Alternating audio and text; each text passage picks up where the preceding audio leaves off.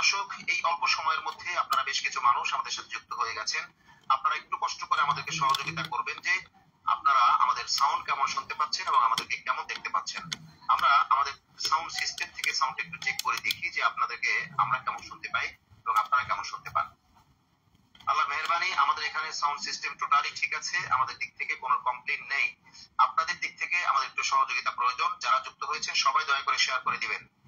আজকে আমরা বিশেষ একজন গুরুত্বপূর্ণ মানুষকে পেয়েছি, যার কাছ থেকে আমরা অনেক কিছু আশা করতে পারি। আপনারা সবাই কম বেশ জানেন যিনি সারা বাংলাদেশ ব্যাপী বিভিন্ন ভাবে সফর করে থাকেন। বিশেষ করে শাইখে চরমনাই শাহ হযরত থাকার দরুন আমরা তার থেকে অনেক অনেক বেশি লাভবান হতে পারবো এই আশাই করি। কারণ অনেক প্রশ্ন এমন আছে যেটা আমরা শাইখে চরমনাইকে করতে পারবো না, কিন্তু আমরা মুহতারাম মাওলানা আবু বকর সিদ্দিক হাফিজাহুল্লাহকে অবশ্যই প্রশ্ন করতে পারবো ইনশাআল্লাহ। অতএব সবাই শেয়ার করে দিবেন। আমরা আজকে জানবো বিজয়ের 53 বছর পূর্তিতে আমাদের ভাবনা। এখানে আসলে আমাদের ভাবনা কেমন হওয়া উচিত ছিল, আমাদের ভাবনা কেমন আছে, ভবিষ্যতে আমরা কি করতে যাচ্ছি, অর্থাৎ দল মত নির্বিশেষে আমরা জানবো ইনশাআল্লাহ। সবাই দয়া করে শেয়ার করে দিবেন, সবাই শেয়ার করে দিবেন, কেউ কার্পণ্য করবেন না। চলুন আমরা মূল আলোচনায় প্রবেশ করি। প্রথমেই হযরত, আমরা মূলত আপনার কাছ থেকে যেই শিরোনামে আজকে আমরা আলোচনা শুনবো, এই শিরোনামের উপরেই আপনার একটা অভিব্যক্তি বা ব্যক্তিগত মতামত আমরা জানতে চাইবো যে স্বাধীনতার 53 বছরের মানে 53 বছর পূর্তিতে বা 53 বছর পরে এসে আমাদের ভাবনাটা কেমন হওয়া উচিত বা কেমন আছে। জি মোহতারাম, আপনি বলবেন। আহমাদুহু ওয়া নুসাল্লি আলা রাসূলিহিল কারীম, আম্মা বা'দ। আসলে স্বাধীনতা হয়ে গেছে অর্ধ শতাব্দীরও বেশি। আমার জন্ম এখন থেকে প্রায় 45 বছর আগে। আমরা ছোটকাল থেকেই শুনে আসছি স্বাধীনতা, মুক্তিযুদ্ধ, পাকিস্তানের বিভিন্ন আমাদের সাথে বৈষম্যমূলক আচরণ, এগুলি আমরা বই পুস্তকে পড়েছি। বিভিন্ন গল্প, বিভিন্ন কাহিনী, মুক্তিযুদ্ধের ইতিহাস, অনেক কিছু আমরা ছোটকাল থেকে, আমি বিশেষ করে স্কুলের ছাত্র ছিলাম, সেই সুবাদে স্কুলের বই পুস্তকে সেগুলি পড়ার সুযোগ হয়েছে। আসলে স্বাধীনতা বা মুক্তিযুদ্ধ এটা কিন্তু মুখে শুধু বলা বা কান দিয়ে শুধু শোনার মধ্যেই এটার বাস্তবতা সীমাবদ্ধ নয়। মুক্তিযুদ্ধ কখন গঠিত হয় এবং এই মুক্তিযুদ্ধের প্রয়োজন কখন হয়, আগে আমাদেরকে গোড়ায় যেতে হবে। যখন কোনো জাতি তার পরিচালকের দ্বারা, অর্থাৎ যে রাষ্ট্রের অধীনে সেই জাতি থাকে বা যে সাম্রাজ্যের অধীনে যাদের অধীনস্থ থাকে কোনো জাতি, যখন ওই জাতি শোষকদের দ্বারা নির্যাতিত, নিপীড়িত, অত্যাচারিত, মজলুম, ভোটের অধিকার থাকে না, ভাতের অধিকার থাকে না, বাক স্বাধীনতা থাকে না, মা বোনদের ইজ্জতের গ্যারান্টি থাকে না, যখন গরিব দুঃখী মেহনতি মানুষের অন্ন, বস্ত্র, বাসস্থান, চিকিৎসার অধিকার পাচ্ছে না, এই সমস্ত মৌলিক অধিকার থেকে যখন বঞ্চিত, এবং যখন আমি মুসলমান হিসাবে আমারটাই আমি বলবো, যখন আমি আমার ধর্মীয় অধিকার থেকে বঞ্চিত হব, যখন আমি আমার ঈমান এবং আমল, আমার ঈমান অনুযায়ী যখন আমি সেগুলি আদায় করতে পারবো না, অর্থাৎ পুরো জাতি যখন পারে না, এই সমস্ত বিষয়গুলি যখন সৈন্যের কোঠায় নেমে আসে, তখনই নির্যাতিত, মজলুম, নিপীড়িত, অসহায়, হাহাকার যুক্ত একটা জাতি যখন চোখে মুখে কিছু দেখে না, তখন ওই জাতি জীবনের মায়া ত্যাগ করে মুক্তির আশায়, কল্যাণের আশায়, নিজের অধিকার প্রতিষ্ঠার আশায়, নিজের অন্ন, বস্ত্র, বাসস্থানের অধিকার নিশ্চিতের আশায়, সর্বোপরি একজন ঈমানদার তার ঈমান রক্ষার তাগিদে তার পিছনে কি হবে, সে কি বাঁচবে কি বাঁচবে না, তার পরিবার থাকবে কি থাকবে না, তার সম্পদ হেফাজত হবে কি হবে না, অর্থাৎ কোনো চিন্তা মাথায় না রেখে একমাত্র মুক্তির নেশার মতো পাগল হয়ে যখন কোনো জাতি উদ্দোলিত হয়, তখনই ওই জাতি স্বাধীনতার জন্য তার সর্বাত্মক যা কিছু আছে তা নিয়ে ময়দানে ঝাঁপিয়ে পড়ে। তাহলে মাশাআল্লাহ। আমরা এখান থেকে এটাই বুঝতে পারি যে 1971 সালে আমরা কেন স্বাধীনতা যুদ্ধে ঝাঁপিয়ে পড়েছিলাম। আগে আমাদেরকে গোড়ায় যেতে হবে। আমরা জানি যে ভারতবর্ষ একসময় মুসলিমদের দ্বারা শাসিত ছিল, মুসলিম অঞ্চল ছিল, মুসলিম রাজা বাদশারা এই অঞ্চল শাসন করেছেন, এই অঞ্চলের মানুষের মৌলিক অধিকার রক্ষা করেছেন, প্রতিষ্ঠা করেছেন, মৌলিক অধিকার দিয়েছেন, মানবতার কল্যাণের জন্য যা যা করার ছিল আমরা জানি আমাদের মুসলিম শাসকগণ সেটাই করে গেছেন।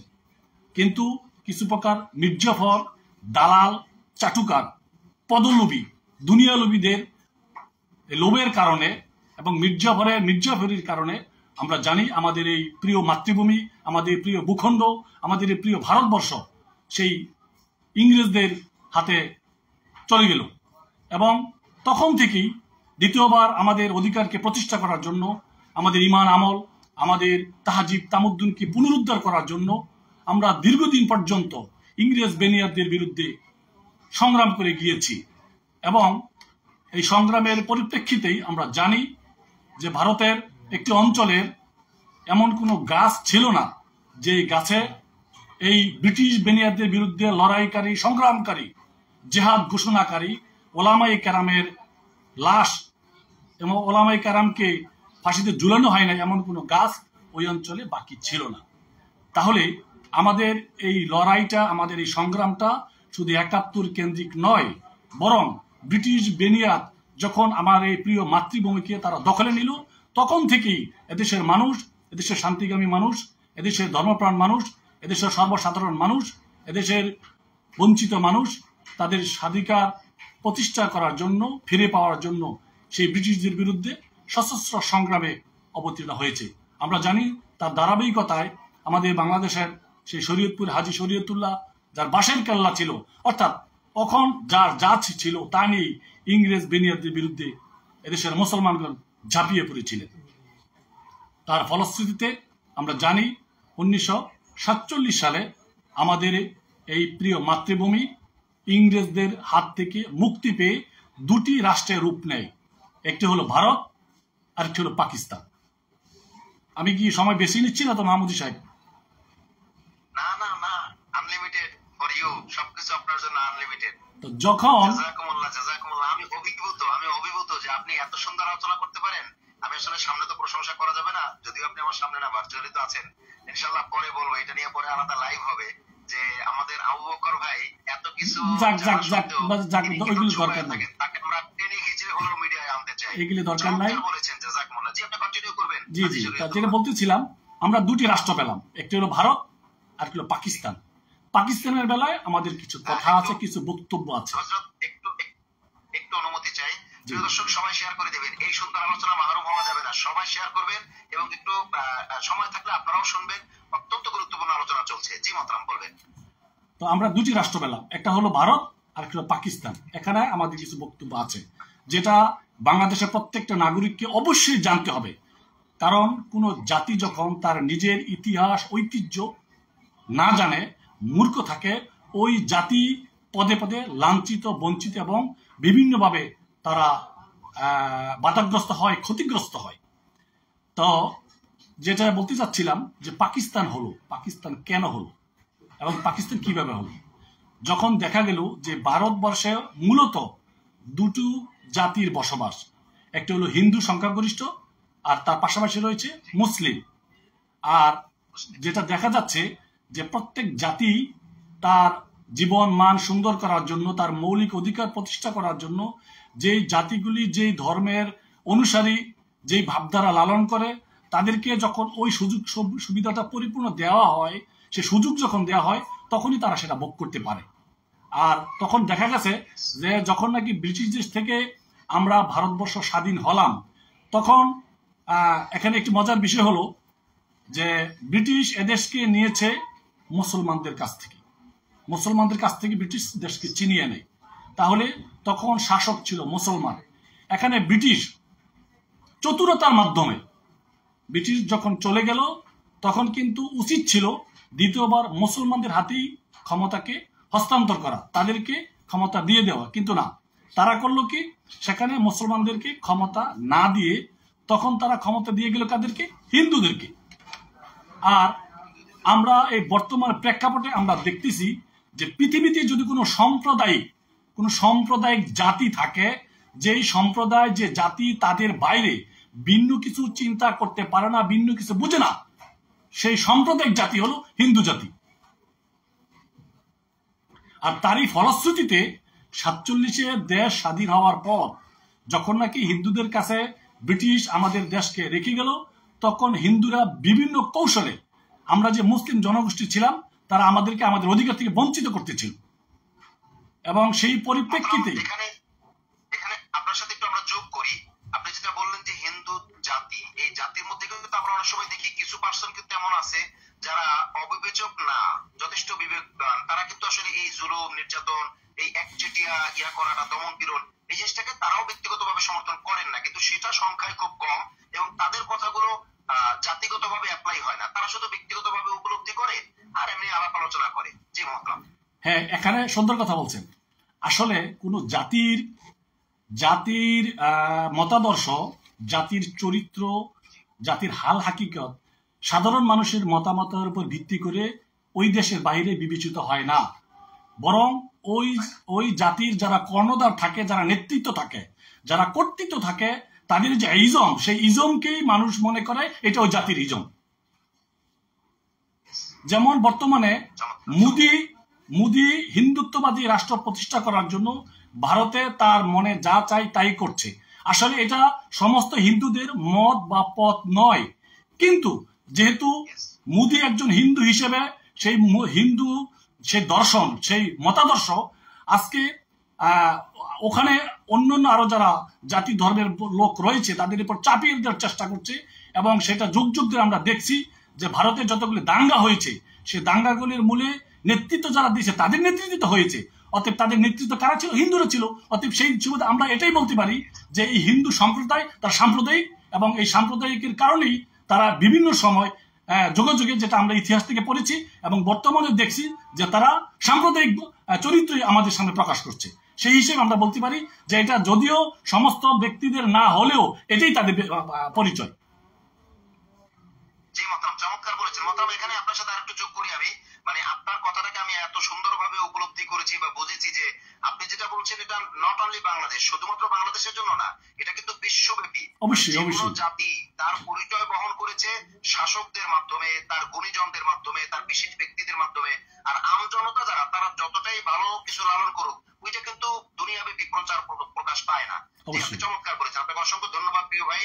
আমরা দর্শক শ্রোতার কাছে যাবো, আপনারা সবাই শেয়ার করে দিবেন। আজকে এত প্রাণবন্ত আলোচনা হবে আমি কল্পনাই করিনি। আল্লাহর মেহেরবানি আমরা হযরতকে পেয়েছি। জি হযরত, আপনি কন্টিনিউ করবেন। আপনি বলেছিলেন জাতিগত পরিচয়ের ব্যাপার। সো লেট মি ফিনিশ, যেহেতু আলোচনা নিয়ে চলে আসছে। আপনারা জানেন যে ভারতের মধ্যে একটা প্রদেশ ছিল যেটা আসলে এই মুহূর্তে জেনে আসতেছে না, অর্থাৎ যেই রাজ্যের, যেই দেশের প্রধান ছিলেন লেন্দুব দর্জি। লেন্দুব দর্জির ওই সময় ওই রাষ্ট্রের প্রধান ছিল, কিন্তু লেন্দুব দর্জির তার নিজের সুবিধা মতো মতাদর্শ থাকার কারণে, নিজের খামখেয়ালিপনার কারণে বা নিজের স্বার্থের কারণে, যেভাবেই হোক, যখন লেন্দুব দর্জি তার সিদ্ধান্ত নিতে ভুল করে এবং যখন সে ভারতের সাথে একীভূত হওয়ার সিদ্ধান্ত নেয়, তখন কিন্তু ওই রাষ্ট্রটা কি হয়ে গেল? ভারতের পেটে চলে গেল। সেই রাষ্ট্রটি এখন আর সেই রাষ্ট্র নামে নেই, সেটি বর্তমানে ভারতের একটি অঙ্গরাজ্য। তাহলে এখানে কিন্তু লেন্দুব দর্জির মতামতই গৃহীত হয়েছে, বাস্তবায়িত হয়েছে, কিন্তু ওখানে যে লক্ষ কোটি জনগণ ছিল, সেই জনগণের অভিপ্রায় ছিল, সেটা কিন্তু সেই সিদ্ধান্তে প্রস্ফুটিত হয় নাই। এবং আমরা আরো জানি যে কাশ্মীর দীর্ঘদিন যাবৎ তাদের মুক্তির জন্য তারা লড়াই করে যাচ্ছে। সিকিম, হ্যাঁ, সরি, সিকিম, এটা আমি ভুলে গেছিলাম। সিকিমের যে অবস্থাটা হয়েছে, ঠিক তদ্রুপ কাশ্মীরের যে বর্তমান পরিস্থিতি, এই পরিস্থিতির জন্য কে দায়ী, কারা দায়ী? এই কাশ্মীরের পরিস্থিতির জন্য কি কাশ্মীরের সেই 90 লক্ষ মানুষ কি দায়ী? মোটেও না। বরং ওই সময় কাশ্মীরিদের যারা নেতৃত্ব দিয়েছে, তাদের ভুল সিদ্ধান্তের কারণে আজকে এই প্রায় মানে 100 বছর, প্রায় 1 শতাব্দী আজকে কাশ্মীরিরা আজকে জুলুম, নির্যাতন, নিপীড়ন, যেটার ভাষায় প্রকাশ করা যায় না, যেটা আমরা বিভিন্ন বই পুস্তক ইতিহাস মাধ্যমে পড়ছি, শুনছি এবং বর্তমানে মিডিয়ার মাধ্যমে আমরা দেখতে পাচ্ছি। তাহলে বুঝে গেল, আমি এখানে যেটা ওইটার সাথে মানে যোগ করতেছি যে কোনো জাতির অভিপ্রায় কি, মতামত কি, সিদ্ধান্ত কি, তাদের চরিত্র কি, তাদের কালচার কি, ওইগুলো নির্ভর করে ওই দেশের ওই জাতির নেতৃত্বের উপরে। তো যখন আমরা ব্রিটিশদের থেকে আমরা আমাদের দেশ ফিরে পেলাম, যখন তারা আমাদের সাথে ভালো আচরণ করে নাই, তখন প্রস্তাব আসলো যে দুইটা রাষ্ট্রকে আলাদা করতে হবে। একটা ভারত হিন্দু শাসিত হবে, আরেকটা হবে পাকিস্তান মুসলিম শাসিত। তখন এই দুইটা নামে দুইটা রাষ্ট্র হলো, একটা ভারত একটা পাকিস্তান। এখন মজার বিষয় হলো, আমরা জানি পৃথিবীতে যতগুলি রাষ্ট্র হয়, যখন স্বাধীন হয়, ওই রাষ্ট্রের ওই মূল ভূখণ্ডের সাথে আরো যে ভূখণ্ডগুলি থাকে, ওই ভূখণ্ডগুলি নিয়েই কিন্তু একটা স্বাধীন রাষ্ট্র ঘোষিত হয়। কিন্তু এখানে মজার বিষয় হলো, পাকিস্তান থেকে বাংলাদেশ প্রায় 1700 কিলোমিটার দূরত্বে অবস্থিত একটি ভূখণ্ড এবং মাঝখানে পুরো অঞ্চলটাই ভারত। তাহলে পাকিস্তানের সাথে বাংলাদেশ মিলে এক রাষ্ট্র কিভাবে হয়? মজার ব্যাপার হলো এখানে আমরা অনেক ইতিহাস ভুলে গেছি এবং আজকে আমাদের বর্তমান প্রজন্মকে আমরা সঠিক ইতিহাস আমরা শোনাই না, পড়াই না। এটা পরিকল্পিত, এটা স্বাধীনতার পর থেকে পরিকল্পিত করা হচ্ছে, যাতে আমাদের জাতি, আমাদের দেশের ইতিহাস নিয়ে যেন জাতির জন্য অজ্ঞ জাতি হিসাবে প্রতিষ্ঠিত হয়, সৃষ্টি হয়। সেটা কি, যখন দেখা গেল যে এই পূর্ববঙ্গ, অর্থাৎ আমরা জানি পাকিস্তান দুইটি অংশ, একটি পূর্ব পাকিস্তান, একটি পশ্চিম পাকিস্তান, এইভাবেই তার পরিচিতি লাভ করছে। পশ্চিম পাকিস্তানের মানে অধিকাংশ মানুষ মুসলমান এবং পূর্ব পাকিস্তানের অধিকাংশ মানুষ মুসলমান। এই মুসলমান হওয়ার কারণেই 1947 সালে যখন দেশ ডিভাইডেড হয়, তখন পূর্ব পাকিস্তান এবং পশ্চিম পাকিস্তান মিলে একটি আলাদা রাষ্ট্র হয়, যার নাম হলো পাকিস্তান। তাহলে আমরা যে স্বাধীন হলাম এবং ভূখণ্ড পেলাম, কেন পেলাম? আমরা মুসলমান হিসেবে, অর্থাৎ এই ভূখণ্ডটি মুসলমানদের জন্য, অন্য কোনো জাতির জন্য নয়। হ্যাঁ, মানে অনেকটা ধর্মের ভিত্তিতে ভাগ হওয়া, অবশ্যই, অফকোর্স ধর্মের ভিত্তিতেই তখন 47-এ দুইটি রাষ্ট্র ভাগ হয়েছে। মজার বিষয় হলো, তাহলে এই যে পূর্ব পাকিস্তান মুসলমানদের জন্য, তার মানে এখানে মুসলমানের থেকে আর কেউ থাকতে পারে? নো, এটা নয়। আমাদের শায়েখে চরমনায় বিভিন্ন বক্তব্য হুজুর এই কথাটা বলেন যে মানে বাজার প্রতিষ্ঠা করেছে আমি, সেখানে বাজার করার অধিকার সবার। একটা স্কুল আমি প্রতিষ্ঠা করেছি আমি, কিন্তু সেখানে পড়াশোনা করার অধিকার রয়েছে সবার। এই দেশ মুসলমানদের, এই দেশের যারা নাগরিক রয়েছে তাদেরকে জানতে হবে, বুঝতে হবে, ইতিহাসের দিকে ফিরে যেতে হবে। এই 56,000 বর্গ কিলোমিটার এই বাংলাদেশ, এটা মুসলমানদের আবাসস্থল এবং সেই জন্যই এটা আলাদাভাবে স্বাধীন হয়েছে। হ্যাঁ, এই মুসলমানদের দেশে সেখানে হিন্দু থাকবে, খ্রিস্টান থাকবে, বৌদ্ধ থাকবে, বসবাস করার অধিকার সবার, নাগরিক অধিকার সবার, সমানভাবে তারা প্রত্যেকে ভোগ করবে। অতএব আমি এই দেশটিকে প্রতিষ্ঠিত করেছিলাম মুসলমানদের জন্য, মুসলমানের কারণেই এখন আমি আসি তার পরবর্তীতে। যখন আমরা ব্রিটিশ থেকে অধিকার বঞ্চিত হলাম, বৈষম্যের শিকার হলাম, আসলো 47-এ যখন ঠিকমতো থাকতে পারতেছি না, তখন ডিভাইডেড হয়ে গেল, দুটি রাষ্ট্র হয়ে গেলাম পাকিস্তান হওয়ার পর কি হলো, আবার সে বৈষম্যের শিকার। ঘোষণা হলো পাকিস্তান থেকে যে রাষ্ট্রভাষা হবে কি উর্দু। তখন এই বাংলাদেশের দামাল ছেলেরা এই স্বৈরাচারী সিদ্ধান্তের বিরুদ্ধে মাঠে নামলো, ঝাঁপিয়ে পড়লো। কি গঠিত হলো? 52 ভাষা আন্দোলন। কেন আন্দোলন হলো? আমার মায়ের ভাষা বাংলা ভাষা, তাহলে আমার মায়ের ভাষা যদি বাংলা ভাষা হয়, আমার ভূখণ্ডের ভাষা, আমার রাষ্ট্রের ভাষা বাংলাই থাকতে হবে। যখন পশ্চিমারা এই পাকিস্তানিরা আমাদের উপর দিকে চাপিয়ে দেওয়ার চেষ্টা করলো, তখন এদেশের দামাল ছেলেরা বুকের তাজা রক্ত দিয়ে 1952 সালে ভাষা আন্দোলন সংগঠিত হলো এবং আমরা আমাদের মায়ের ভাষাকে আমরা ফিরে পেলাম।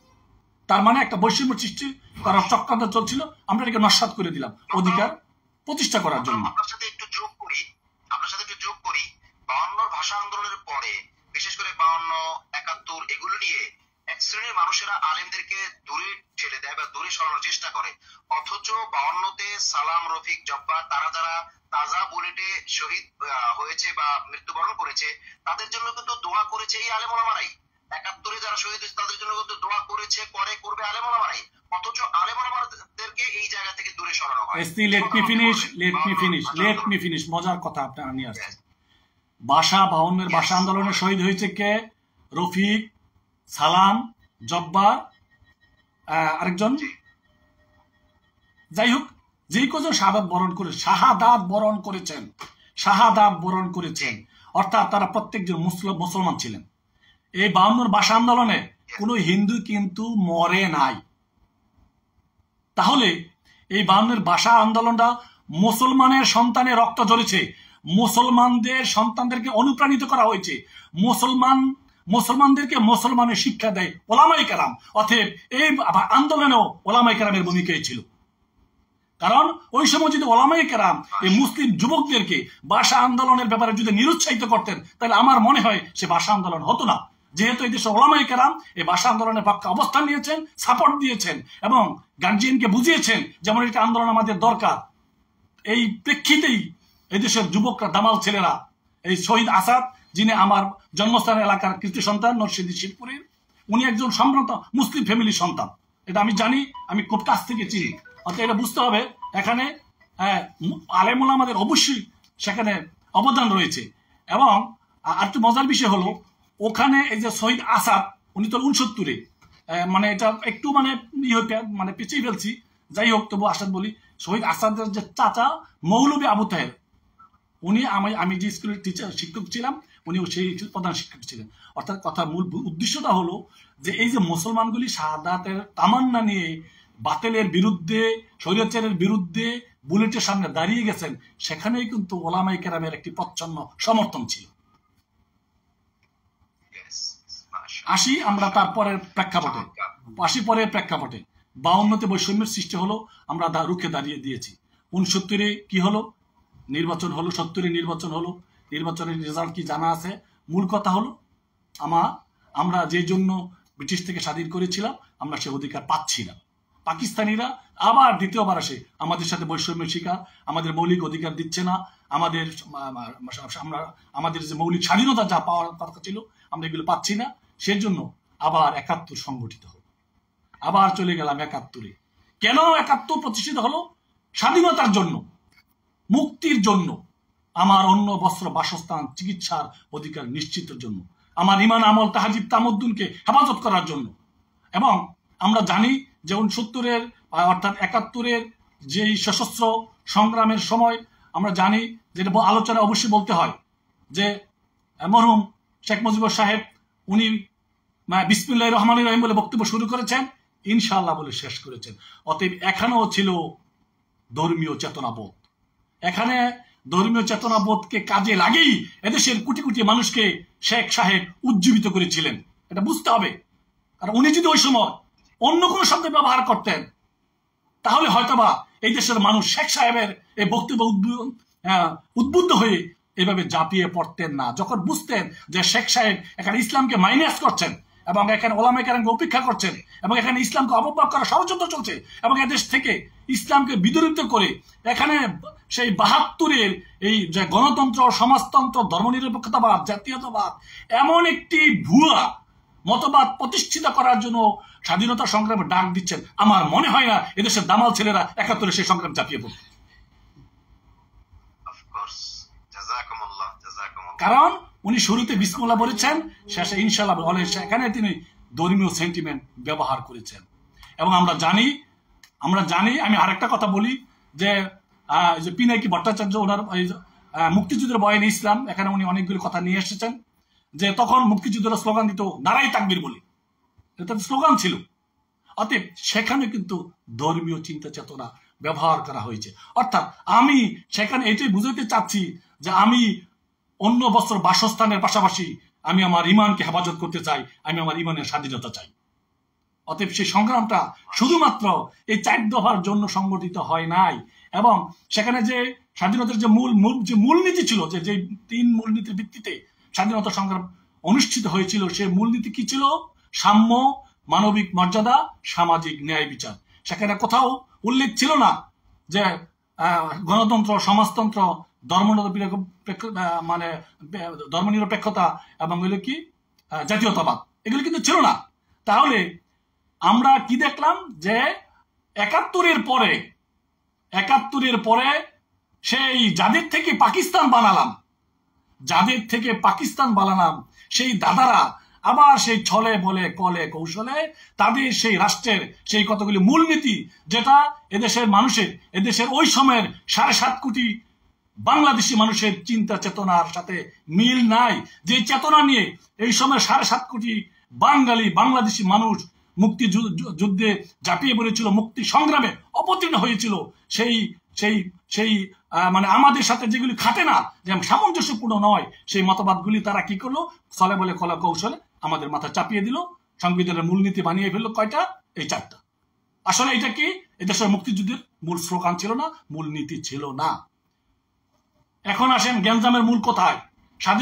স্বাধীনতা করলাম ঠিকই, রক্ত দিলাম, 30 লক্ষ মানুষ শাহাদাত বরণ করলো, লক্ষ লক্ষ আমার মা বোনেরা লুণ্ঠিত হলো, দর্শিত হলো, হত্যার শিকার হলো।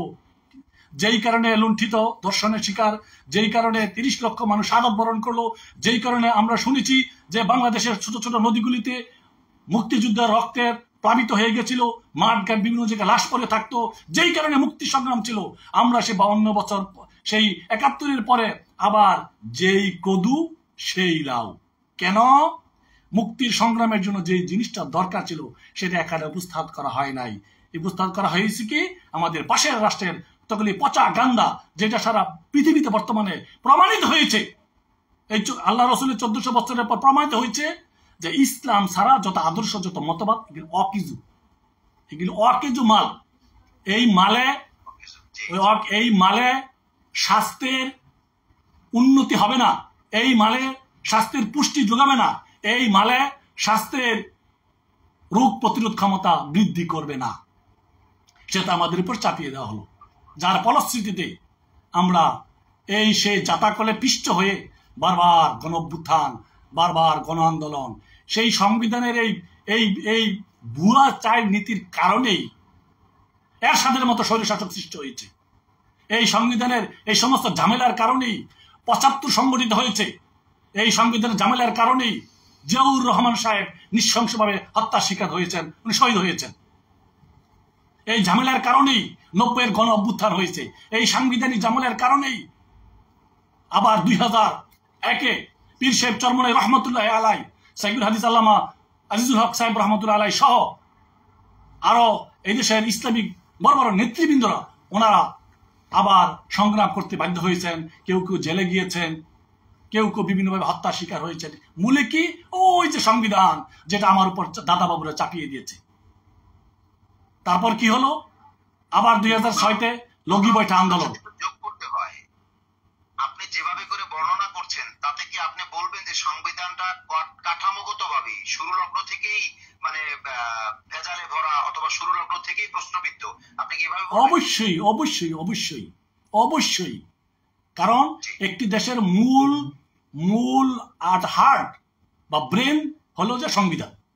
কারণ রাষ্ট্র চলে সংবিধানকে ফলো করে, রাষ্ট্র চলে সংবিধানের বিধিবিধান অনুযায়ী। অতএব সংবিধানের বিধিবিধানটা যেই লেভেলের হয়, যেই কাঠামোতে হয়, যেই মানের হয়, সেই রাষ্ট্রটা সেই মানেই চলে, সেভাবেই চলে। আর সেভাবে চলার কারণে আমরা এই যে 5 বছর পর পর আবার মরতেছি। কি হলো? 2006-তে সে আবার লগি বৈঠা। মূলে কে দায়ী? এই সংবিধান দায়ী। আমি বলবো মূলে এই পচা সংবিধানটা দায়ী। এই সংবিধান এই স্বাধীনতার পর থেকে আমাদের হাজার হাজার মানুষের জীবন কেড়ে নিয়েছে। এই সংবিধান এদেশের মাটির মানুষের সংবিধান নয়, হয়ে গেল সেই 2006 সালের লগি বৈঠা। যারা 24-এর গণঅভ্যুত্থানের পরে সংবিধান পরিবর্তনের কথা বলছেন, সংবিধান নতুন করে লেখার কথা বলছেন, তাহলে তো এই যুক্তিতে তারা ঠিক আছে। সংবিধান পরিবর্তনের কথা ঠিক আছে। এখন প্রশ্ন হলো পরিবর্তন করে আপনি আবার কি আনতেছেন, সেদিকে আমাদেরকে নজর রাখতে হবে। আপনি কি ঘুরিয়ে ফিরিয়ে আগের সে বাসি পচা মাল যেটা ফ্রিজে রেখেছিলেন ওইটা আনছেন, নাকি সাগরের নতুন নতুন মাছ, নতুন খাবার নিয়ে আসছেন? সেটি কিন্তু আমাদেরকে কঠিনভাবে নজরদারি করতে হবে। বরং অনেক ছুটি মহল তো অলরেডি ওনারা আতঙ্কিত এবং আশঙ্কা প্রকাশ করছেন যে সংবিধান প্রণয়নে যারা মূলে রয়েছেন তারা দেশের মাটি ও মানুষের চিন্তা অনেকটাই লালন করেন না। অতএব আমরা এখন শঙ্কিত, আমরা ঘুরায় আসি। এজন্য 2006 হয়ে গেল, তারপর ওই 16 বছরের কি হলো, যেটা এদেশের মানুষ বর্তমানে যে প্রজন্ম তারা ভালো মতোই জানে, যেই ফ্যাসিস্ট হাসিনা রেজিমে এদেশের মানুষ মানে অতিষ্ঠ হয়ে গেছে, অতিষ্ঠ। আমার জানা মতো এদেশের বহু মায়েরা বহু তাহাজ্জুদে তাদের মোনাজাত করে বুক ভাসিয়েছেন। এই জালিমের পতনের জন্য, বিদায়ের জন্য। বহু মানুষ মানত করেছেন, বহু মানুষ অনেক কিছু নিয়ত করেছেন এই জালেম থেকে মুক্তির জন্য। কেন জালেম, কেন জালেম হলো? সে তো জালেম ছিল না, সে তো একজন ভালো মানুষ ছিল দুনিয়া যখন আসছে। সে জালেম কেন হলো? সে তো ফ্যাসিস্ট একসময় ছিল না, তাহলে সে ফ্যাসিস্ট কেন হলো? এই জন্য তো আমার এই পচা গান্দা এই সংবিধান, এই সংবিধান এই হাসিনাকে ফ্যাসিস্ট বানিয়েছে, এই সংবিধান স্বৈরাচারকে স্বৈরাচার বানিয়েছে। এই সংবিধানের কারণেই এই 24শে জুলাই আগস্টের গণহত্যা সংগঠিত হয়েছে। এই সংবিধানের কারণেই আগেও হয়েছে। যদি এই সংবিধান তারা আসল রূপে এই জাতির আকাঙ্ক্ষার প্রতিফলন না ঘটে, তাহলে যেরকম 52 হয়েছে, যেরকম 71 হয়েছে, যেরকম 75 হয়েছে, যেরকম 96 হয়েছে, যেরকম 2001 হয়েছে, যেরকম 2006 হয়েছে, যেরকম 2024 হয়েছে, আমি ছোট মানুষ এতটুকু বলতে পারি, আল্লাহ না করুক, আল্লাহ না করুক, আল্লাহ না করুক, আবার সংগঠিত হবে 2030, 32, 35, 36, 42, 46, 48, 50 চলতেই থাকবে।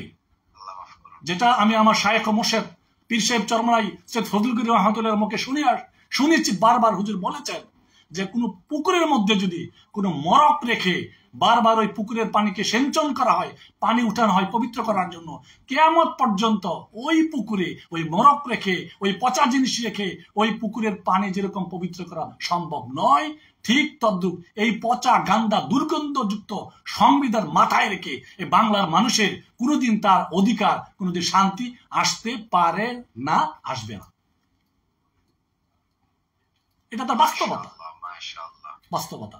অতএব ঘুরে ফিরে এক জায়গায় আসি, শান্তি যদি পেতে চাও কোরআনের ছায়াতলে আসো। আমি মাঝখানে আরেকটা কথা বলে গেছিলাম, যেটা বলতে চাচ্ছিলাম যে সারা পৃথিবীতে তন্ত্র মন্ত্র বহুত কিছু আমরা দেখেছি। এবং আমার একটা মজার বিষয় হলো, আমি যখন স্কুলে পড়েছি, সম্ভবত 6 বা 7 বইতে বা 8 বইতে, পুরো আমার এটা মনে নাই, ওখানে আমি আমার কাছের অনেক সময় আলোচনার প্রেক্ষিতে বলি, তখন ইসলামী শিক্ষা বইতে এটা ছিল, মানে গণতন্ত্রের সুফল কুফল। আমার এখনো স্পষ্ট মনে আছে, এই একটা অধ্যায় ছিল সমাজতন্ত্রের সুফল কুফল, তারপরে জাতীয়তাবাদের সুফল কুফল, অর্থাৎ যে তন্ত্রমন্ত্রগুলো আছে।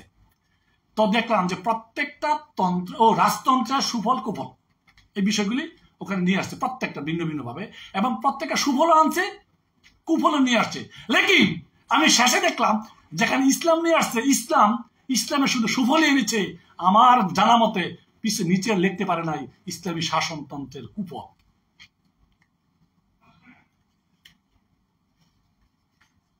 ইসলামী শাসনতন্ত্রের কুফল নামক লেখাটা আমার যতটুকু মনে পড়ে আমি আমার বইতে তখন আমি পাইনি। তাহলে এটা প্রমাণিত, তার প্রমাণিত, কেউ বুঝুক আর না বুঝুক, মানুক আর না মানুক, এটাই শতসিদ্ধ বাস্তবতা। মুক্তির একমাত্র সমাধান আল কোরআন, শান্তির একমাত্র আশ্রয়স্থল ইসলাম। ইসলাম প্রতিষ্ঠিত হলে গরিব, দুঃখী, মেহনতি, কালো, সাদা, ছোট, বড়, বয়োবৃদ্ধ, আবার বৃদ্ধ বনিতা বলতে যা বোঝায়, সকল ধর্ম, সকল মতের মানুষ, অর্থাৎ মানবতা মুক্তি পাবে। এক কথায় মানবতা মুক্তি পাবে, আরেক কথায় হায়ওয়ানিয়ত মুক্তি পাবে। ইসলাম প্রতিষ্ঠিত হলে হায়ওয়ানিয়ত মুক্তি পাবে, অর্থাৎ প্রাণী জগৎ শান্তিতে থাকবে। ইসলাম প্রতিষ্ঠিত হলে বনের যে নিকৃষ্ট প্রাণী আমরা মনে করি কুকুর, তার অধিকার সে ফিরে পাবে। ইসলাম প্রতিষ্ঠিত হলে নদীর মাছ তার অধিকার ফিরে পাবে। ইসলাম প্রতিষ্ঠিত হলে জঙ্গলের গাছ তার অধিকার ফিরে পাবে। জঙ্গলের গাছ কেমনে অধিকার ফিরে পাবে? আল্লাহ রাসূল ইরশাদ করেছেন, তোমরা বিনা প্রয়োজনে একটা গাছের ডাল তোমার ছিল না কেন? সে আল্লাহ জিকির করতেছে, সে প্রাণী, সে কষ্ট পায়। অনেক কত সুন্দর কথা। অতএব পৃথিবীতে যদি মুক্তি পেতে চাও, শান্তি পেতে চাও, তুমি যদি তোমার স্বাভাবিক তোমার অধিকার ফিরে পেতে চাও, তোমাকে ইসলামের ছায়াতলে আসতেই হবে, এর বিকল্প নেই। এবং আমি আরেকটা কথা বাড়িয়ে বলি, তুমি যদি 50% ইসলামের ছায়াতলে আসো, তুমি 50% শান্তি পাবে। তুমি যদি 80% ছায়াতলে আসো, 80% শান্তি পাবে। তুমি যদি 90% ইসলামকে মানো, ইসলামের অনুশাসন মেনে চলো, 90% শান্তি পাবে। আর তুমি যদি আল্লাহর ফজলে 100% ইসলাম মানতে পারো, খোদার কসম, খোদার কসম, খোদার কসম, 100% তুমি শান্তি পাবে, কোনো সন্দেহ নেই। এখন এখন মূল কথা হলো, আমার অন্য ধর্মিক যে ভাইরা আছেন তারা তো আসলে ইসলাম বা কোরআন তো তাদের ধর্মীয় বিষয় না, তারা কেন ইসলাম প্রতিষ্ঠা করবেন? ইসলাম তারা তাদের দরকারটা কি? আমি কিন্তু একটু উত্তরে বলেছি, ইসলাম শুধু মুসলমানদের জন্য নয়, ইসলাম শুধু ইমানদারের জন্য নয়, ইসলাম শুধু হুজুরদের জন্য নয়, ইসলাম শুধু পীরদের জন্য নয়, ইসলাম মুহাদ্দিস মুফতিদের জন্য নয়, ইসলাম শুধু মাদ্রাসা তালেব ইলমদের জন্য নয়, ইসলাম মানবতার জন্য, ইসলাম ইনসানিয়তের জন্য, ইসলাম হায়াওয়ানিয়তের জন্য।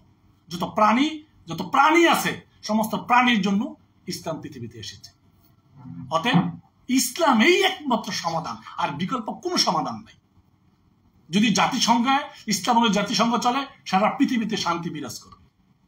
যদি আমার রাষ্ট্রে ইসলাম অনুযায়ী চলে, আমার রাষ্ট্র পরিপূর্ণ শান্তি লাভ করবে।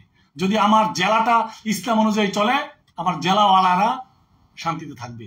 যদি আমার উপজেলা, ঠিক তদ্রুপ। যদি আমার ইউনিয়ন, ঠিক তদ্রুপ। যদি আমার গ্রাম 100% ইসলাম অনুযায়ী চলে, তাহলে আমার গ্রামবাসীও শান্তিতে থাকবে। এটা আল্লাহ পাকের ওয়াদা। এই জন্য আমরা ইসলামের বাইরে আমি যদি মুসলমান হই, তাহলে ইসলামের বাইরে আমার চিন্তা করার সুযোগই নাই। আর আমি যদি মুসলমান না হই, তাহলে আমি যদি শান্তি পেতে চাই, মুক্তি পেতে চাই, আমি আমার অধিকার ফিরে পেতে চাই, তাহলে আমাকেও ইসলাম প্রতিষ্ঠা করার জন্য এগিয়ে আসতে হবে। और कोई बात है मौलवी साहब? और कोई सवाल है आपके पास? सवाल तो अभी तक नहीं शुरू किया, सवाल तो शुरू ही नहीं किया, अभी तक सवाल में मैं नहीं गया। अभी तक 8 घंटा हो गया। আমি তো ওইটাই ভাবতেছি, এটাই ভাবতেছি যে 37 মিনিট রানিং, তার মানে এক অনুষ্ঠানের কথা তো শিরোনামের অভিব্যক্তি মতামত চাইতে গিয়েই গেল। জাযাকুমুল্লাহ, আল্লাহ পাক আপনার ইলমে হায়াতে বারাকাত দান করুন। আমি আপনার প্রতি অভিভূত, আপনাকে অনেক আগে থেকেই চিনি বা শুরু লগ্ন থেকেই চিনি, কিন্তু আমি ওইভাবে জানি না। যাক, আমরা সেদিকে না যাই। প্রিয় দর্শক, সবাই শেয়ার করে দিবেন, অত্যন্ত গুরুত্বপূর্ণ অনুষ্ঠান। এবার আমরা প্রশ্ন পর্বের মধ্যে যাই। আমরা প্রথম যে প্রশ্নটা করবো সেটা হলো 71-এর স্বাধীনতা ও 24-এর গণঅভ্যুত্থান, এই দুইটার মধ্যে আপনি পার্থক্য কিভাবে করবেন? অর্থাৎ এই দুইটা কি একই নাকি কোনো পার্থক্য আছে? যদি পার্থক্য থাকে তাহলে কোন দৃষ্টিতে কিভাবে আপনি ভাগ করবেন? জি বলবেন। আসলে কি 71 এবং 24 মূলত তো স্বাধীনতার জন্য আন্দোলন, অধিকার ফিরে পাওয়ার আন্দোলন, ভিন্ন কিছু ছিল না। অধিকার ফিরে পাওয়ার, আমি একজন মানুষ হিসাবে, আমি একজন দেশের নাগরিক হিসাবে, আমি আমার মৌলিক অধিকার চাই, আমি আমার মৌলিক অধিকারে বাঁচতে চাই। অতএব এই দিক থেকে এই দুই আন্দোলনের মধ্যে কোনো পার্থক্য নেই, একই। হ্যাঁ, একটু পার্থক্য আছে, সেটা হলো 71টা হয়েছিল আমাদের আরেকটা রাষ্ট্র বা আরেকটা প্রদেশ বা আরেকটা ভাষাভাষী মানুষদের সাথে। আর দুঃখের বিষয় হলো 24-এর এই সংগ্রামটা, আন্দোলনটা ছিল আমার সহভাষী, আমার প্রতিবেশী, আমার আত্মীয়, হয়তোবা আমার নেতা, আমার খাতা, তাদের বিরুদ্ধে সংগ্রামটা করতে হয়েছে। এটা মানে দুঃখের ব্যাপারটা হলো এখানে আমার জাতিদের আমার বিরুদ্ধে অস্ত্র ধরেছে। কোনো কোনো দিকে দেখা যাবে ছেলের বিরুদ্ধে বাবা অস্ত্র ধরেছে, বা কেমনে, যেমন অনেক পুলিশের ছেলে শাহাদত বরণ করেছে 24-এর গণঅভ্যুত্থানে, আরেক পুলিশ তাকে গুলি করে হত্যা করেছে, অথচ ওই ছেলেটার পিতাই এই পুলিশে চাকরি করছে। যেটা আমরা জানি, এটা হলো সবচেয়ে দুঃখের, সব কষ্টের, সবচেয়ে পীড়াদায়ক, যে আমার পিতা আমার বুকে গুলি ছুটছে, আমি কেন গুলি খাচ্ছি? আমি আমার অধিকার ফিরে পাওয়ার জন্য আমি সংগ্রাম করছি, শুধু এই সংগ্রাম। এটা হলো আফসোসের জায়গা। এবং আমরা আরেকটা যে লক্ষ্য করেছি যে 71-এর স্বাধীনতার পরবর্তী যেরকম আমাদেরকে নিয়ে ষড়যন্ত্র হয়েছে, আমার তো মনে হচ্ছে এই 24-এর গণঅভ্যুত্থানের পরেও আমাদেরকে নিয়ে এই আগের সেই খেলা হয়তো অন্দরমহলে চলছে। কারণ এখনো আমরা খবর পাচ্ছি এই এতগুলি মানুষ তাদের তাজা জীবনকে উৎসর্গ করলো, দেশের জন্য রক্ত ঢেলে দিল। এখন আমরা পত্রিকায় খবর আসি, কলেজে আমার বোনেরা, আমাদের মেয়েরা বুরকা পরে তারা ঢুকতে পারছে না, তাদেরকে সার্চ করা হচ্ছে, বহিষ্কার করা হচ্ছে। খুব পীড়াদায়ক, অত্যন্ত পীড়াদায়ক, অত্যন্ত পীড়াদায়ক। আমরা হয়তোবা সেই কাঙ্ক্ষিত স্বাধীনতা মনে হয় পাবো না। কারণ কেননা আবার ঘুরে ফিরে সেই পচা, সেই দুর্গন্ধযুক্ত সেই মালটাই হয়তো আমাদের কাঁধে চাপিয়ে দেওয়ার নীল নকশা এখনো চলছে। অতএব আমার তো অনেক কথা বা পেটের মধ্যে, মানে আসলে ঘুরে ফিরে যাই কিছু বলি না কেন, ইসলাম প্রতিষ্ঠা ছাড়া এর কোনো সমাধান আছে বলে তো মনে হয় না। আমরা অনেক কিছু জানলাম আপনার কাছ থেকে, জাযাকুমুল্লাহ। আমরা এবার যে প্রশ্নটা করব সেটার সাথে ওই আপনার আলোচনায় মানে সেই ব্রিটিশ আমল থেকে টোটালটা চলে আসছে। প্রশ্নটা ছিল 53 বছরের মানে পরে, অর্থাৎ 53 বছর পর্যন্ত, এই যে 53 বছর পূর্তি আমরা উদযাপন করছি বা 53 বছর হলো, এরপরে মানে 53 বছর যাবত মানে দলমত নির্বিশেষে জনগণ কি তার অধিকার ফিরে পেয়েছে? এই ক্ষেত্রে কিন্তু আমরা আপনার কাছ থেকে যেটা শুনলাম, সেই ব্রিটিশ আমল থেকে আপনি যেভাবে টানলেন আনলেন, সবকিছু মিলিয়ে আমরা দেখি মূলত আমরা বৈষম্যের শিকার। যেমন ব্রিটিশ থেকেও আমরা বৈষম্যের শিকার, এবং পাকিস্তান আমল থেকেও আমরা বৈষম্যের শিকার, স্বাধীনতার পর থেকে এই পর্যন্ত আমরা বৈষম্যের শিকার, যেটা 24-এ এসে মানে পরিপূর্ণভাবে একটা আন্দোলন রূপ নিয়ে একটা অধিকার আদায়ের কথা বলা হয়েছে বা অধিকার আদায়। আপনি বলবেন যে 53 বছর পর্যন্ত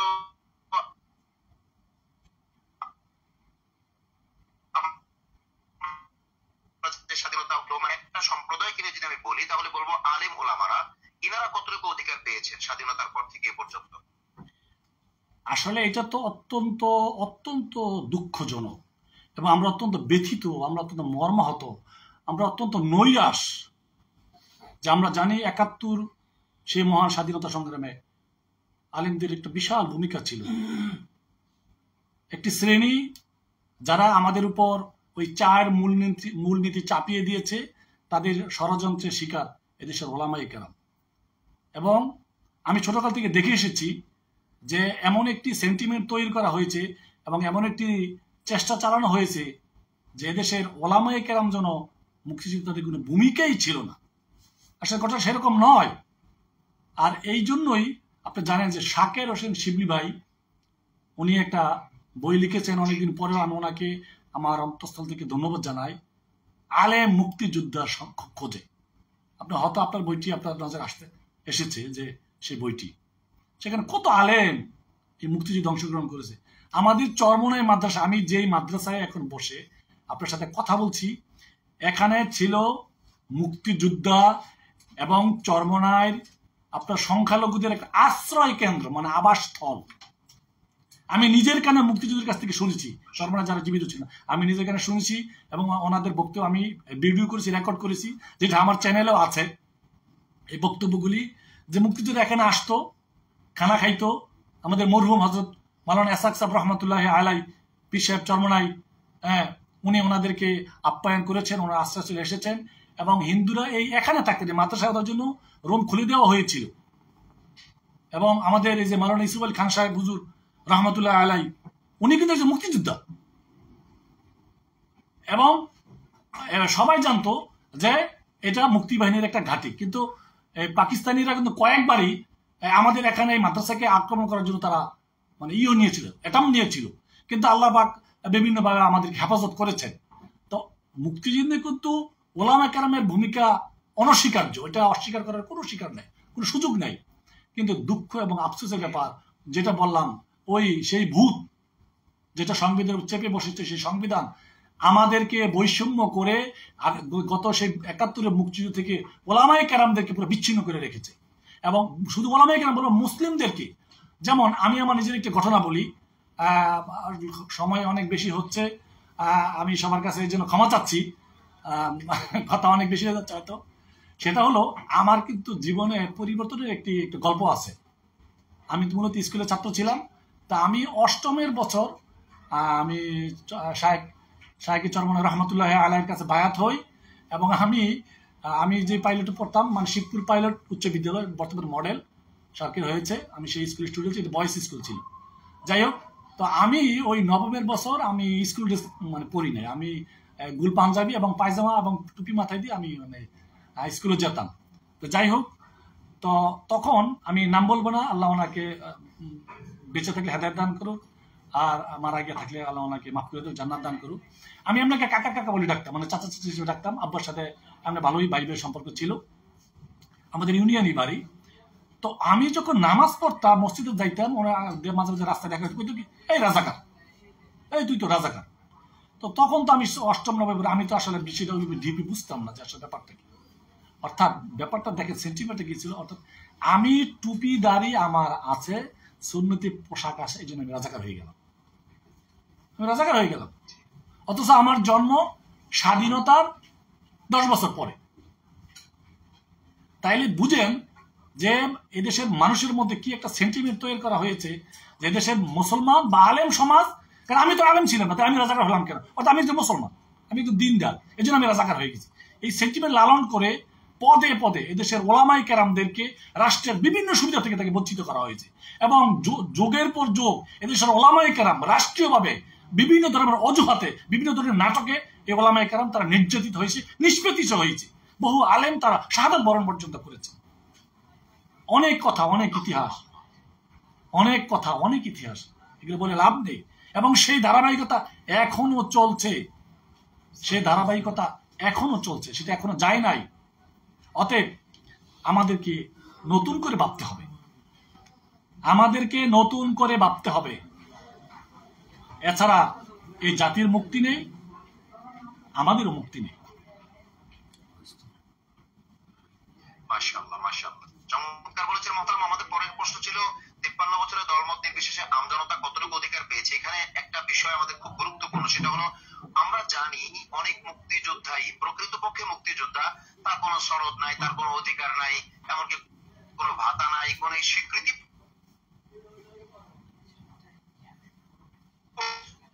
পর্যন্ত নাই।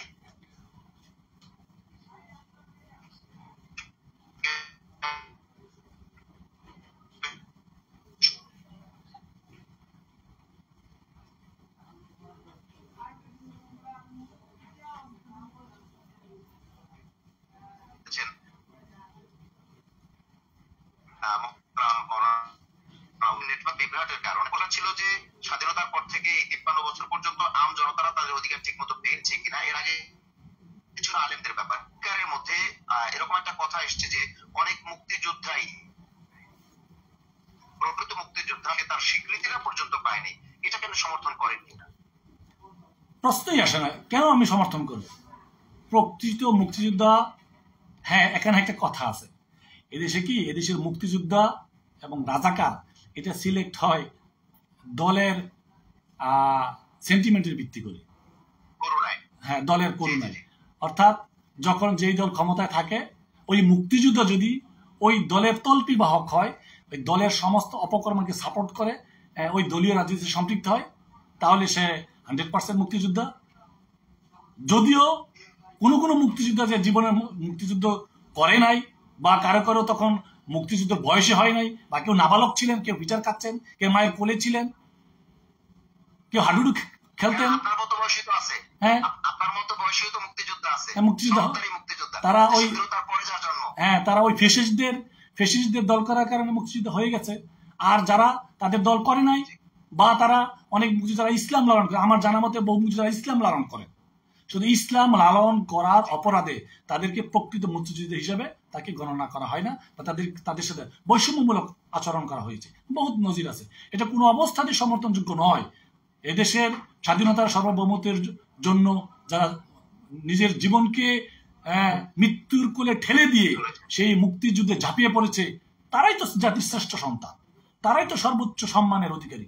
এটাই তো বাস্তবতা। সে যেই দলের হোক, যেই মতের হোক না কেন, যেই ধর্মেরই হোক না কেন, সে একজন এদেশের সম্মানিত মুক্তিযোদ্ধা হিসেবে তাকে স্বীকৃতি দিতে হবে, তাকে স্বীকৃতি দেওয়া এটা তাদের কর্তব্য ছিল। কিন্তু সেখানেও তো মতের অমিল হওয়ার কারণে বৈষম্যের শিকার হতে হয়েছে। মাশাআল্লাহ, মাশাআল্লাহ, চমৎকার বলেছেন। আপনাকে অসংখ্য ধন্যবাদ। আমরা আপনার জন্য দোয়া করি, আপনার কাছে দোয়া চাই। প্রিয় দর্শক, সবাই শেয়ার করে দিবেন। আরো বেশ কিছু প্রশ্ন আছে, আমরা চেষ্টা করবো যতটুকু উদ্ধার করা যায়। আলহামদুলিল্লাহ, সুম্মা আলহামদুলিল্লাহ। মোহতারাম, আপনার কাছে এবারের প্রশ্ন হলো 53 বছরে মানুষের কল্যাণে ইসলামী রাজনীতিতে যা অবদান, অর্থাৎ ইসলামী রাজনৈতিক দলগুলো, ইসলামী রাজনীতি প্ল্যাটফর্ম আমরা যদি একটা ধরি, সেটা জামায়াত ইসলাম, ইসলামী আন্দোলন, ইসলামী ঐক্যজোট, খেলাফত মজলিস, খেলাফত সবাই মিলে যদি আমরা একটা ধরি, তাহলে ইসলামের জন্য করেছে বা যতটুকু খেদমত আঞ্জাম দিয়েছে, এটাকে কি আপনি যথেষ্ট মনে করেন, নাকি আপনি আরো একটু বেশি করা দরকার ছিল মনে করেন? কারণ আমরা আপনাকে কিন্তু শুধুমাত্র একজন মাওলানা আবু বকর সাহেবকেই চিনি না, আমরা চিনি একজন রাজনীতিবিদ, আমরা চিনি একজন বাংলাদেশের একজন গুরুত্বপূর্ণ রাজনীতিবিদের সাহচর্যে থাকেন আপনি, একান্ত সহকারী বা সচিব, যাই হোক। তো সেই হিসেবে আমি আমি আমি আসলে আমি এই সমস্ত পোস্ট হোল্ড করি না। আমি শাহেখ চরমনের নগণ্য খাদেম, আলহামদুলিল্লাহ। আল্লাহ কবুল করুক, আলহামদুলিল্লাহ। তো ইসলামী রাজনীতি যা করেছে, অর্থাৎ ইসলামী রাজনীতির অবদানটাই দেশের জন্য আমরা অবশ্যই শুকরিয়া আদায় করি, কিন্তু আরো বেশি দরকার ছিল কিনা, না যেটা হয়েছে এটা আলহামদুলিল্লাহ বলবেন? আমি আমি আমি আমার যেহেতু আমি ইসলামী রাজনীতির সাথে জড়িত, সেই হিসেবে আমি নিজেরটাই বলবো। আমরা এদেশের জাতির জন্য যতটুক করেছি, যতটুক দিয়েছি, আমরা অর্থাৎ আমরা ইসলামপন্থী যে রাজনৈতিক দল, জনগণ আমাদের ডাকে ততটুকু সাড়া দিয়েছে। এখন যদি মনে করেন আমরা আমাদের পরিপূর্ণ হক আদায় করেছি, তাহলে জনগণ পরিপূর্ণ টাকা সাড়া দিয়েছে। আর যদি মনে করেন না ডারা সারা সেই পরিমাণ দেয় নাই, তাহলে বুঝতে হবে আমরা জনগণের সেই পরিমাণ ধারে কাছে পৌঁছতে পারি নাই। আমরা এতদিন জানতাম মাওলানা আবু বকর সাহেব একজন রাজনীতিবিদ, কিন্তু আজকে আমরা শিক্ষা পেলাম যে তিনি একজন কূটনৈতিকও বটে, কারণ সম্পূর্ণ কূটনৈতিক ভাষায় হয়েছে। জাযাকুমুল্লাহ, হাইয়াকাল্লাহ, ধন্যবাদ। মহতারাম, আমরা এবার আপনাকে প্রশ্ন করব ইসলামী আন্দোলন সম্পর্কে একটা প্রশ্ন, কারণ ইসলামী আন্দোলন হলো একটা সম্ভাবনাময়ী দল, যেটা বাংলাদেশের মানুষ, ম্যাক্সিমাম মানুষ এখন যারা ইসলামী আন্দোলনকে ভালোবাসে বা সমর্থন করে, তারা সবাই ইসলামী আন্দোলনকে নিয়ে স্বপ্ন দেখে। এমনকি আমি নিজে ব্যক্তিগতভাবে এমন মানুষকে দেখেছি যারা ইসলামী আন্দোলন সম্পর্কে কিছুই জানতো না, চিনতো না, এমনকি পীর মুরিদি বা খানকা এগুলোকে পছন্দও করতো না, কিন্তু তারা এখন ইসলামী আন্দোলনকে ভালোবাসে, পছন্দ করে বা স্বপ্ন দেখে, আশার আলো কল্পনা করে ইসলামী আন্দোলনকে নিয়ে। এই ক্ষেত্রে ইসলামী আন্দোলন একটা সম্ভাবনাময়ী দল, তো তারা যদি এককভাবে রাষ্ট্র পরিচালনা করার আশা করে, এই ধরনের কোন আশা আপনারা করেন কিনা, বা এই ধরনের আশা করলে সেটা প্রযোজ্য কিনা, সেটা সম্ভব কিনা? আসলে ইসলামী আন্দোলন একাই ক্ষমতায় যাবে, এখানে একটু কম্পেয়ার করি, সেটা হলো অন্য কোনো দলকে ছোট করার জন্য না, শুধু আপনাদের কাজটাকে যাচ পড়তাল করার জন্য যে আপনার হিম্মত কতটুকু রাখেন। জি, আসলে ব্যাপারটা কি, শাহেখ চরমনে গত কয়েকদিন আগে কয়েকটা ইন্টারভিউতে হুজুর কথা সুন্দর করে বলেছেন যে আমরা ক্ষমতায় যেতে চাই না, আমরা ইসলামকে ক্ষমতায় নিতে চাই। নেটওয়ার্ক বিভ্রাটের কারণে আমরা নেটওয়ার্কে ভালোই সার্ভিস পেয়েছি, কিন্তু একটু সমস্যা হয়েছে। জি, বলবেন। বলতে যাচ্ছিলাম যে আমাদের শাহেখ চরমনায় দামাত বারকাতুহুম, উনি কয়েকটা মিডিয়ার সাথে ইন্টারভিউতে হুজুর কথাটা বলেছেন যে আমরা নিজেরা ক্ষমতায় যেতে চাই না, আমরা ইসলামকে ক্ষমতায় নিতে চাই। এই থিমটি আমরা লালন করি। এখানে ইসলাম আন্দোলনকেই ক্ষমতায় যেতে হবে, আর কেউ যেতে পারবে বা যাবে না, এই ধারণাটা আমি মনে করি সঠিক নয়। আমার মাকসাদ তো ইসলামী আন্দোলন বাংলাদেশ, এদেশে ইসলাম প্রতিষ্ঠা করার জন্য একটা ব্যানার দরকার, সেই ব্যানারটা নিয়ে আমরা কাজ করতেছি। আমাদের শাহেখ মোর্শেদ রহমতুল্লাহ আলাই, সৈয়দ ফজলুল রহমতুল্লাহ আলাই, আমার প্রাণপ্রিয় শাহেখ মোর্শেদ, যে যার রাহাবাড়িতে আল্লাহ আমাকে এই রাস্তায় নিয়ে এসেছেন, হুজুর কথাটা অনেক বলেছেন। আমি এখন আবেগ আপ্লুত হয়ে গেছি এই জন্য যে এত দামি কথা, এত সুন্দর কথা আমি এখন তেমন একটা শুনি না। হুজুর বলেছেন যে বিএনপি, আওয়ামী লীগ, জাতীয় পার্টি তারা যদি দেশে ইসলাম কায়েম করে, ইসলাম প্রতিষ্ঠার ঘোষণা দেয়, আমি ফজলুল করিম তাদের খাদেম হিসেবে থাকবো। তা আসলে ইসলাম আন্দোলন বা আমরা নিজেরা ক্ষমতায় যাব, আমরা এটা লালন করি। আমরা লালন করি দেশে ইসলামকে ক্ষমতায় নিতে হবে, কথা ক্লিয়ার কাট। এই ইসলামকে ক্ষমতায় নেওয়ার জন্য যদি জনগণ যদি ভাবে সমস্ত ইসলামিক দলগুলির এক হওয়ার দরকার, তাহলে আমরাও এটা ভাবি। আর এই ভাবনা নিয়েই ইসলামী আন্দোলন বাংলাদেশ সবার সাথে ঐক্য করার জন্য আপ্রাণ চেষ্টা করে যাচ্ছে, যেটা আপনার মিডিয়া দেখছেন। আমরা বিভিন্ন দলের সাথে লিয়াজু করছি, কথা বলতেছি, তারা যাচ্ছি, এবং আমাদের এই ঐক্যের ব্যাপারে তো আমিরের পক্ষ থেকে আমাদের শাহেখ চরমনাইতে বিভিন্ন ইন্টারভিউতে হুজুর বারবার বলেছেন যে আমরা 3 মৌলিক নীতির ভিত্তিতে আমরা ঐক্য করতে চাই। কি? ইসলাম, দেশ, মানবতা। ইসলাম, দেশ, মানবতা। আমরা এই 3 স্বার্থে যা কারোর সাথে আমরা ঐক্য করতে সবসময় প্রস্তুত। যেটা শাহেখ রহমতুল্লাহ বলেছেন, এখনো আমাদের শাহেকরা বলছেন যে ইসলাম প্রতিষ্ঠার ঘোষণা দিবে আমরা তাদের সাথে ঐক্য আছি, কোনো সমস্যা নেই। মাশাআল্লাহ, জাযাকুমুল্লাহ, জাযাকুমুল্লাহ। আল্লাহ পাক আপনাদেরকে কবুল করুন, আমিন। আমাদের সকলকেই কবুল করুন, ইসলামের সকল দলগুলোকে কবুল করুন। আমরা এবার একটা স্পেসিফিকলি আলাদা প্রশ্ন করবো, সেটা হলো আপনি যেহেতু শাইখে চরমনাই সাহচর্যটা বেশ কি পান,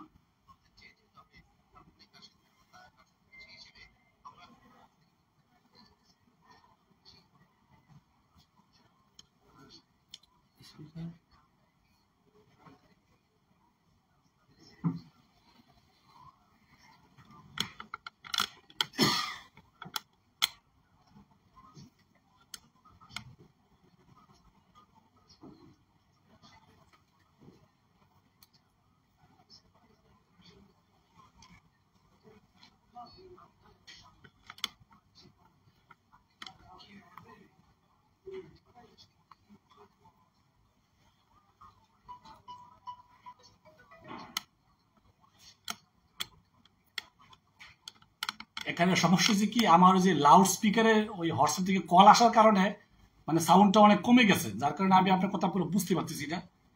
এখন ডিস্টার্বটা খুঁজে পাচ্ছি না। আচ্ছা, এটা দেখি একটু কাইন্ডলি একটু লাইনে থাকেন। আবার একটু কাইন্ডলি বলতে ভালো হইতো।